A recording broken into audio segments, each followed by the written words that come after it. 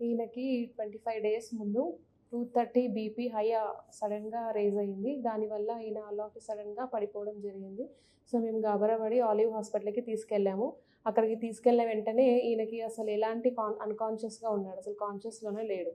So, ఇమ్మీడియేట్‌గా వాళ్ళు CT scan చేశారు. సిటీ స్కాన్ చేయడం వల్ల బ్రెయిన్‌లో నర్వ్స్ చిట్లిపోయి బ్లీడ్ అయ్యింది అని చెప్పారు. సో, దానివల్ల హెమీ పారాలిసిస్ కూడా అటాక్ అయ్యి రైట్ సైడ్ కంప్లీట్‌గా హ్యాండ్, చెయ్యి అసలు పనిచేయడం లేదు.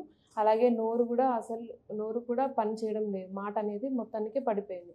సో, రీహాబ్ అని చెప్పగానే మేము సెర్చ్ చేసుకొని ఇలా గమన్ రీహాబ్ సెంటర్ గచ్చిబౌలిలో ఉండడం తెలిసి మేము ఇక్కడికి 21 అక్టోబర్‌లో వచ్చి జాయిన్ అయ్యాము. ఇక్కడ జాయిన్ అయిన డే 1 నుంచి వీళ్ళు ఫిజియోథెరపీ అనేది మార్నింగ్, ఈవినింగ్ 2 సెషన్స్ ద్వారా ప్రతిరోజు జరిపారు.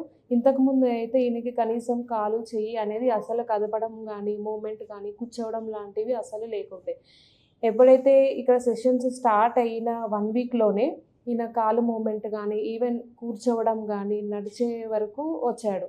సో, ఇప్పుడైతే 10 డేస్ అవుతుంది. 12 డేస్‌లోనే నడక గూడా ఈయనకి వచ్చింది. ఇప్పుడు హ్యాపీగా నడవడం, మేము ఇందులో అయితే చాలా హ్యాపీగా ఉన్నామండి.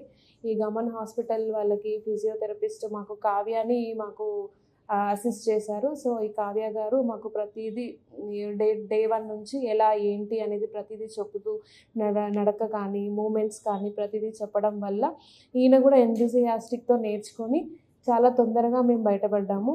ఎంతో స్థితి జరగాల్సింది ఇప్పుడు ఇంత తొందరగా ఈయన రికవరీ అవ్వడానికి కారణం ఈ గమన్ అండ్ కావ్య మేడం గూడా మంచి ట్రీట్మెంట్ ఇవ్వడం వల్ల ఇప్పుడు కూర్చొని మేము ఇంత ఇదిగా హ్యాపీగా చెప్పగలుగుతున్నామండి. Thank you Gaman hospital.